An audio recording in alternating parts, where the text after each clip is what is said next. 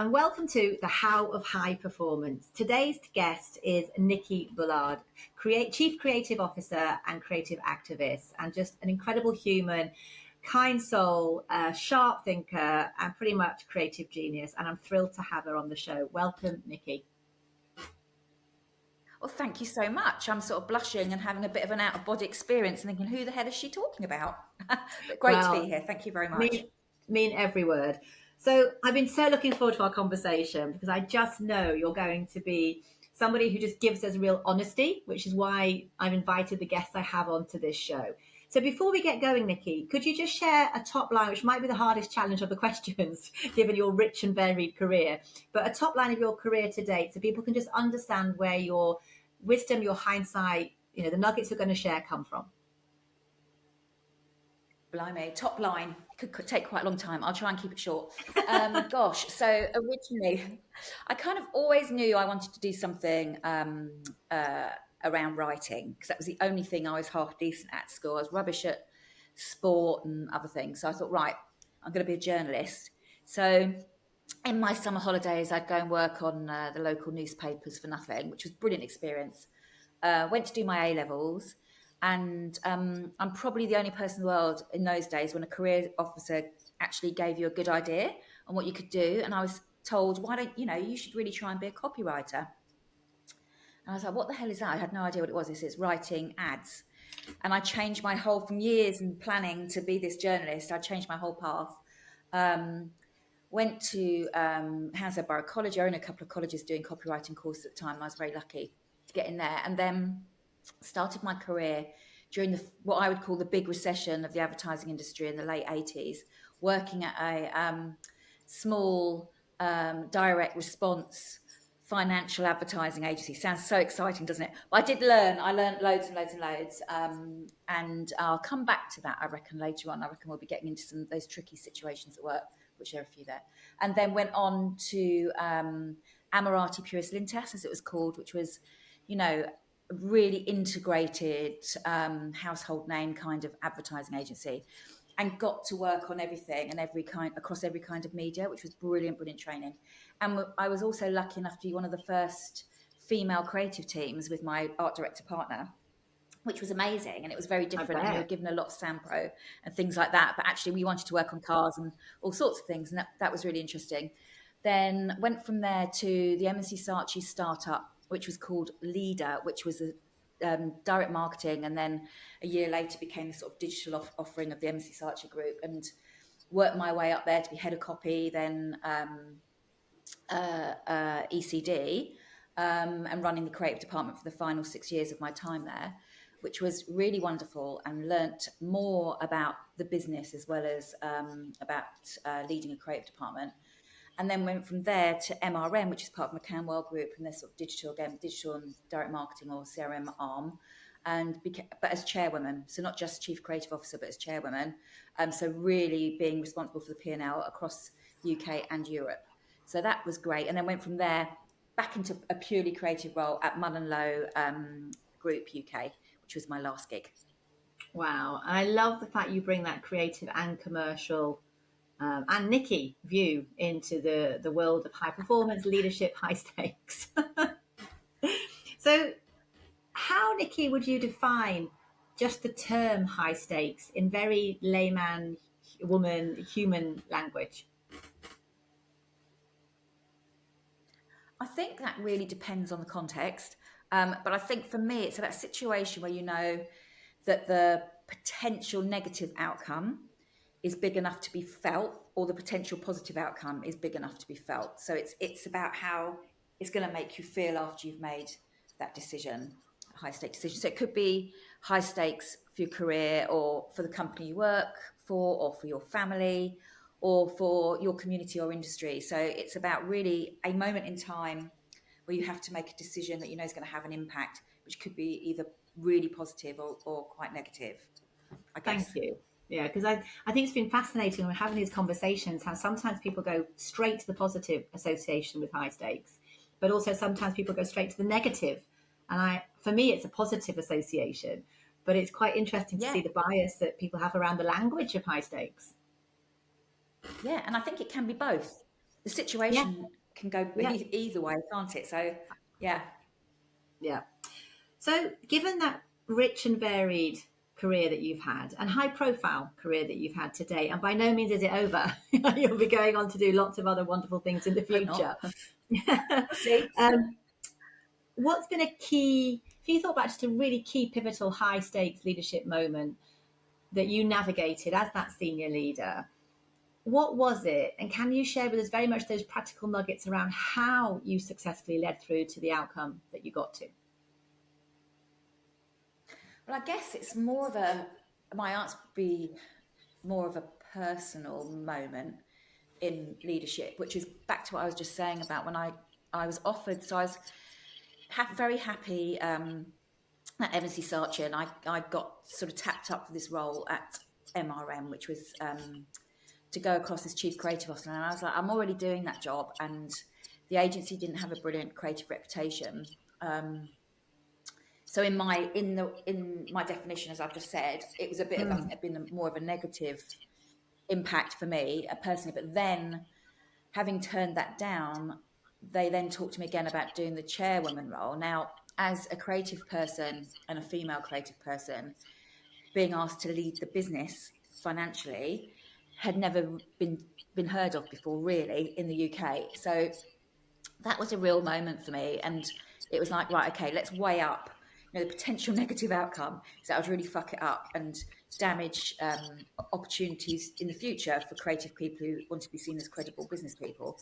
But the positive flip side of that would have been if I did it, I'd learn so much personally, and maybe I could prove that creative people or creative female people, could be credible business people. So it was a real moment and a real bit of a jump off the cliff moment. Even though I had an understanding, obviously, how the business, how P&Ls ran and everything, I was very clear when I took the role that I wanted to be ultimately responsible for the numbers, not the CFO, not the CEO, but me as chairwoman, and which they agreed to. And hopefully I didn't fuck it up too much. I think it was okay. So that was sort of one personal leadership, real pivotal moment, which was very high stakes.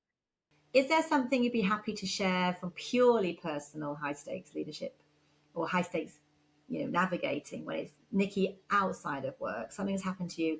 Because I always say, I think we forget at our peril when we're going through big jobs and we've got big titles and high stakes at work. Often there's high stakes happening at home that are out of our control, and we still have to navigate them. So I'm looking to help with the podcast, the book, Yeah. to give people stories and hope and inspiration around navigating high stakes just in life. I mean, I think I am very lucky in that I haven't had too much drama. I think I shouldn't say that out loud, should I? Because now I've done it in my personal life. But this might be a bit boring, but house buying, right? So I've discovered that if I'm spending hundreds of thousands of pounds, I can decide to do that in a split second. So impulsive house buying, which has mostly gone right, but I remember when me and my husband, it was our second property, and we both weren't earning much money. And actually, he then decided to pack his job in. It's a long story, but we mortgaged ourselves, really, really, really mortgaged ourselves up, and bought this house in Wimbledon, not in Wimbledon Village, the nice bit, but down towards, it's still nice, but South Wimbledon, Colliers Wood End. And we went in to view this house. It was an open house day, and literally we were walking, and people just walking in and walking straight out again of this house. And it was there were blankets up against the window. Oh my There was Lord. chewing gum all over the floor in the kitchen. You couldn't see the toilet. It was so disgusting. It Oh, was absolutely revolting. But we said, fuck it, and we were spending at the top of our level as well. So there was no money to do it up. We could see it was like a proper Victorian house. We can make this something. So you. we did. We put the asking price. No, I don't think it was stupid as well, putting the full asking price. We didn't even negotiate. So we're going to have it, and then we bought it, and then it turned out, thank God, to be a good decision, because we tripled the value of it in about 5 years. My husband was brilliant, and I learned how to plaster. Who knew to do that? But we've done that more recently as well. We did a property, saw it on Rightmove, went in a place we'd never been to before, went and viewed the house, put the offer in, and it was ours 10 weeks later. It's like, so that's definitely, like, I don't know if that's reckless or high stakes or whatever you call it, but it's it could easily have gone wrong. And we've been quite lucky, I think. We've lucked out because it could easily go wrong, but that's probably, I mean, as I said, probably a bit boring because I haven't really had too much drama in my life. No, I mean, Right now, it's going back to a bit of the crossroads of work and home. So right now, I am officially not working. So that's quite a high stakes moment. Which way is this going to go? Because it could go, if in a year's time I haven't sorted myself out, I might have to sell my house, for example, right? Because I might have to do it and downsize. And I don't really want to do that because we've just, which is all bad time, we've just totally spent a load of money on it. I might have to do it. So we're in quite a high stakes moment. So, but instead of thinking about I want to go back into a big chief creative officer role, which if it happens by the time this is published, apologies, but it's all about moment in time. I don't know if I want to do that. And it made me think, and actually there aren't that many of those jobs out there, so it's not all a choice, believe me. But I'm in a moment now thinking, I think I need to make my own luck. And I've never had my own business before. So I've literally registered my business, and it's a pitch consultancy, which is the most, I never thought I'd ever say those words out loud. I've had this idea and I've registered the company, I've got my branding done, I'm talking to lots of people about it, and it's getting a load of positive feedback. But I've only ever been on the other side of it. I've only ever been the one doing the pitching, not ever worked in a pitch intermediary company before. So that is a leap of faith. I'm going to give it a go. And maybe I shouldn't be thinking that, I should be, but it is a high stake. This is a high stake moment for me. So I'm going to launch that. I'm going to launch that in about 6 weeks. And we shall see what happens. But I don't think I'm as scared as I should be. I'm really excited. And I'm a bit, maybe it's that impulsive thing, but I'm just a bit like, if it goes wrong, it goes wrong, but at least I've had a go. And I'm really in that moment. Yeah. Do you know what? My background is as a headhunter, and I used to say to people, I mean, it's very different doing your own thing. I've done mine for a very long time now, but actually, if you go into employment, the illusion around security is just that, an illusion. You can have someone make a decision on a spreadsheet somewhere in the world and suddenly your life's changed forever. You've got no say in it. Oh, yeah. But also, if you go into a new job, especially a big, high-profile job, you've only got a very short period of time in reality to land and prove value before people might go, actually, no, you're not going to work out anyway. So that illusion people have around the security of a job is actually not true. It is an illusion. It's all about really mindset. It is, and you are, if you like, I've also been the sole breadwinner for 23 years. My husband gave up his job to bring up the kids, so he's been at home, and it was very, at the time, that was another high stake. You could say that was a personal high stake moment for him.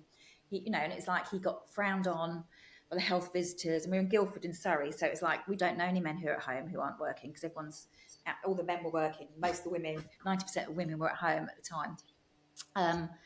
But yes, so there's the financial thing, but that thing of you think, oh my God, I've only got X amount of months' money. And it's like, well, actually, that's if you spend it all and you live your life as you were when you were because you don't realise that actually you're going to be all right. And like you say, and if you work it out, you could be landed a fantastic job and 3 months later be put on notice. And nothing's secure, is it? Really? Nothing. Apart from your friendships and the people and your relationships, and the people you love. The biggest advice I give, and hopefully they are. Yeah, totally.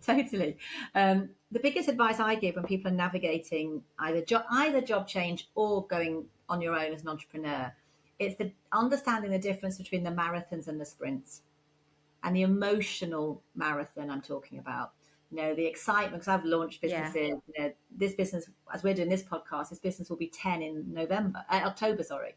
So wow! Congratulations, that's brilliant. Thank you. But gosh, sometimes I feel like I know what I'm doing, and other times I feel like I'm totally a beginner again. It's constantly it's true. It's true, but it's a marathon and a sprint, and also the marathon comes with managing the uncertainty. That when you're looking for a job, and again, one of my most successful job stories was someone who was looking for a whole year on this one job, in innovation back in the day when this was not a known thing, and they didn't quite fit the brief, and they had not a lot of money, and they were having to keep freelancing, and they held the faith. But it took us a year to land them that job, and it wasn't a big senior job at the time. It was, just going in as a middle person. But the emotional management of that marathon is what made all the difference to the success of the outcome. And so that's what I would say with high stakes. It's like, how do you manage, to recognize that this is a high stakes kind of gear shift that I need to kind of go all in. But actually, when you've got the long hum in the background of, going forward, to also have the gears that fit that, if that makes sense. Yeah, it is fascinating. Yeah, I mean, I've just gone back into the job market and talking to headhunters, and at this point in time, there's a lot of change in the industry and a lot of people sitting tight. So I'm a very impatient person. So I thought, oh my God, this is going to really kill me.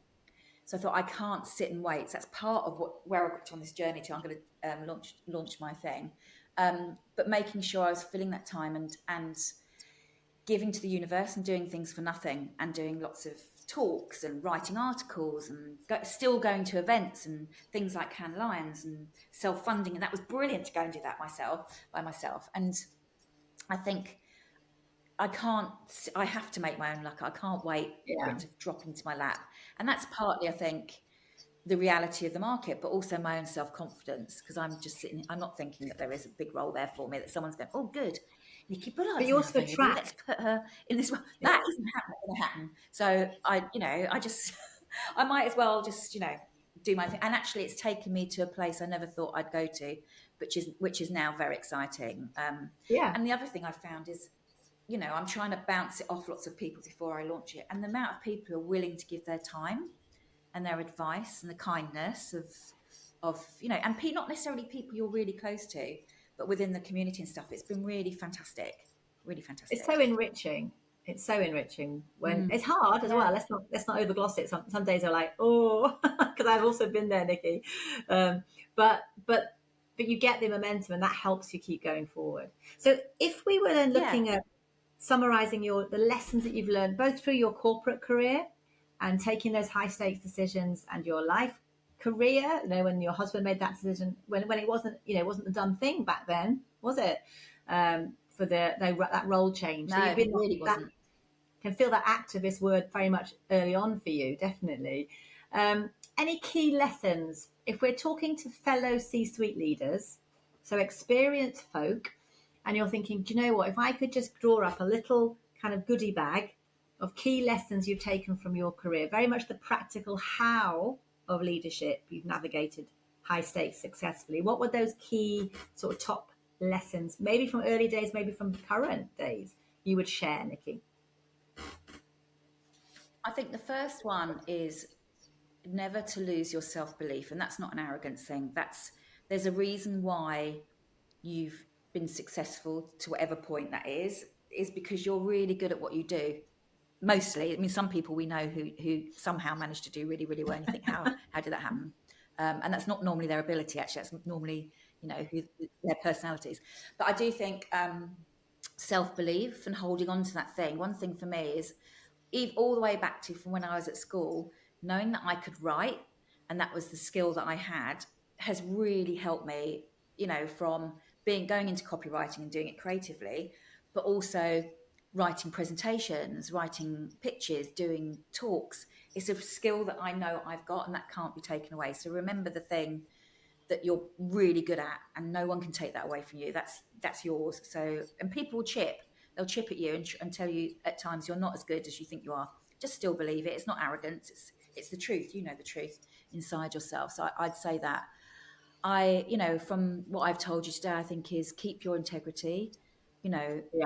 Don't sell your soul. It can be very easy and tempting, and especially if you've got personal and financial pressures, to think, God, I just need to earn that more money, so I'm going to say I've done this thing and I haven't. I mean, we see it all the time, don't we, in the job market, and people, lying on their CVs and all that stuff. Don't do that stuff, because it's just going to come back on you. And be yourself, and remember that you've got that thing that only you've got. I think the other thing is about, and I'm sure you've heard this a lot, but about staying true to yourself and being yourself, and that is as good at being you as you are. And that's the same for other people. So don't try and be them. You'll never be as good as them at being them. So don't try and be someone else, but just think about what you're good at. And then you can find yourself in situations where you, especially in leadership positions, and I've been there, where you think, I have to be good at everything because I've got this overarching leadership role. I really so into the numbers. I need to really understand strategy. I really need to really understand my business. And you do need to have an understanding of it, but you need to fill those gaps of your knowledge and your, where you're not really brilliant at something with brilliant people who are. It's okay not to be brilliant at everything. That's not how it works in life or relationships. So I think that's just really be brilliant at what you're brilliant at, and bring in the other people to fill those gaps. And I think this is what I've always listened to myself. I think if you're going to go into leadership, you need to trust your gut. And 80% of the time you'll be right, and 20% of the time you won't, but you'll learn from that. But I think listen to yourself first, so you'll have an instinct on whether this decision or is right or not, whether it's a decision or you're in a situation or whatever it happens to be. But then do listen to the people that you care about and you respect. So not just professionally, and that's always really good. And you don't have to talk to loads of people, but just the people you respect, and then the people you care about, your partner, if you've got one, or your best friend, and people might not have anything to do with the industry that we're in. Listen to them, but then go back to yourself and listen to yourself again. And don't, from my point of view, I'm not going to make a decision I don't really believe in, but because someone's convinced me to do it. Because then if it's wrong, you're going to kick yourself so hard. At least if you've gone with your gut, you've only got yourself, you know that, right, okay, I do need to learn something, or I got something wrong. But go back to, so start with listen to yourself first, listen to the people you care about and respect, then come back to yourself again and listen to where you've got to. I think the other thing is, if you're stepping up into a leadership role, and I know it's cliche, but it is really lonely. It is. It is. So it is lonely, and it's the responsibility. That's why you get paid lots of money. The responsibility is huge, but remembering that there are other people who are in the same situation.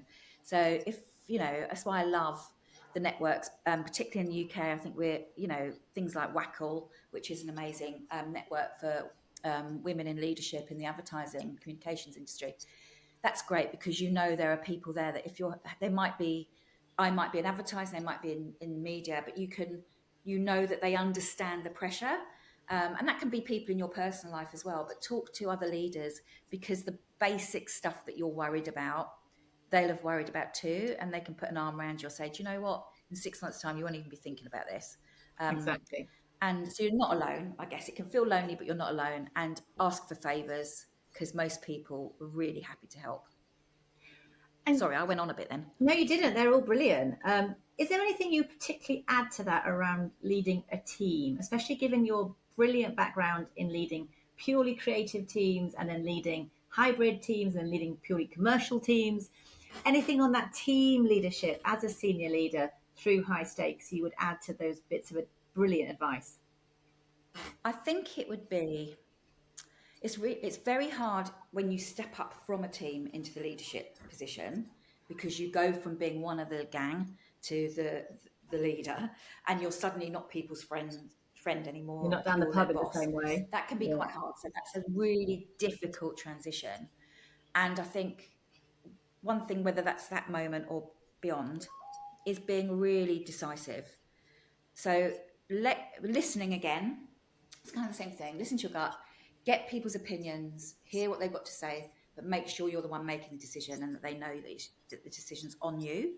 So that then it's like, thank you very much, I've listened, that's really interesting, that's made me think this. However, I still think this is the right way to go. So, and then if that doesn't work and it goes wrong, you come back and say, look, team, that was my decision to do that. We need to think again, but being really honest that, yes, I made a decision and maybe it wasn't the correct one. And I think that's one bit. From a creative point of view, I've had many creative bosses, and some were brilliant, some weren't brilliant, in my opinion. But it's about direction and giving people a path. If you've got the word director in your job title, or you are a director, on the board, your job is to direct people. So if people are coming to you, you need, if they leave the whether it's a physical room or the room, you know, that you're in, they need to leave with a path. And you need to give them that path. You don't need to give them the answer, but you need to give them the path to the answer. And sometimes that path might not be the right path, but it'll push them onto another path. And that's the joy of being a leader, when people, you give direction, but people come back and they come back with something so amazing you could never have thought of in the first place. But you know that you helped them get there. Yeah. And they can say, oh yeah, but there's that thing you said that took me there, which is great for you, great for them, and great for the company. And the other bit is on feedback. As we hear, feedback is a gift. It's only a gift if it's delivered kindly, not like, that's just shit, why would you? And having been in the creative world, and also back in the 80s and 90s when it was quite a different place, is I'm very much around focusing on the positive. So imagine you've got a wall full of ideas. A creative team have spent 3 days on, and there's 20 ideas. And then, 18 of them are really not right. I will not spend time on the ones that aren't right. I know people think that you can really learn from things that aren't right, but I think it's a waste of energy. I'd rather spend the time on the 2 things that are right, or have something brilliant in them, give them the path forward, rather than looking at the path that's gone. And I think it saves time, it accelerates creativity, it leaves people feeling like they've won and that they can do it, and they're full of, they know that that they can do it, and that they can come up with great ideas. If you concentrate on what's wrong, people just feel terrible. I mean, yeah, you think you're teaching them and helping them. I just, in my opinion, I think you need to focus on what they've done that's great, and give them that pep up, Nice. and that belief that they can crack it. Thank you. And if we were now just to have only one, which is sometimes the biggest challenge of all, Nicky, if we said, right, you can only give one piece of advice, practical advice, to other C-suite leaders who are navigating their own high stakes, maybe from a work perspective, let's say, in this situation, but you literally are restricted to one brilliant one that is like, yeah, if I can only give one. I'm only going to do one. I'm only going to do one. And this was back to the self-belief point. And it's make a scrapbook, obviously not a real scrapbook, because that'd be quite old-fashioned, but I've got a PowerPoint presentation that I every month, or I'll look back on, and I'll have put in, so if I've had a great meeting, or come up with a good idea, or been shortlisted for an award, or been asked to do this talk, I will just literally put asked to do a talk, and I'll put this in there, asked to speak to Sally, and I'll put that in there. So then when you're having a really bad day, or somebody's pulling the rug from under you, and you think that they're not believing in you, just look back, and it's those small little wins. You think, do you know what? I'm not crap, actually. I'm quite good. I think that's just so practical. Because you haven't put the negative stuff in there. It's only good stuff. So you're kind of brainwashing yourself, but it's not a bad thing to do. I think if we reframe that, it's a really good thing to do, rather than not bad. It is. Yeah, it is a good thing to do, because it just reminds you. Because we forget all the good stuff. We forget it so quickly. Somebody says something nice to you, you forget it. And if somebody says something that isn't great, you'll remember that forever. So it's like, put some good stuff in your head. Write it down. I think that's so effective advice, Nicky, because even for my own, I do that a lot with my clients, but even in my own head, it's something that I find I have to work hard on, to go, stop beating yourself up, like, be kind, like, make the voice in yourself. I have a saying, like, who's in your voice, which voice is in your head, the devil or the angel? And most of the time when you go back, when you peel down the layers, as high performers especially, it's the devil. Do better, work harder. And it's very motivating, and it has a lot of success, but at a high cost. So I think I couldn't agree more with that lovely bit of nugget of, like, just keep a record of what's going well. Just keep a record of what great stuff you've done, even the little things. Someone said, "Oh, I really loved how that thing you just said." Put that in there. Just think nice things, because there's enough crap, so you might as well hold on to the good stuff. I think that's a beautiful mic drop moment for us, Nicky, to leave on that beautiful positive note. And I'm so excited for you, because by the time this comes out, which is not for a wee while, you'll have launched your business, you'll have had that step change, You'll have more in your scrapbook about where you've taken yourself in your career. I am in your corner 100%. So I think anyone who gets to work with you will be just super, super lucky. Oh, thank you. Or I'll have done another impulsive house buy. That might have Or maybe happened. both. You know, who knows? Who knows? But Yeah. I think your positive energy and your belief in backing you is really contagious in a great way. And I think more people should do that. Thank you. So thank you for coming on the show. It's been a joy. Oh, I've loved it. It's been great talking to you. And we're matchy. I know, look at us, we got the memo. Always the best. Thank you so much. Cheers.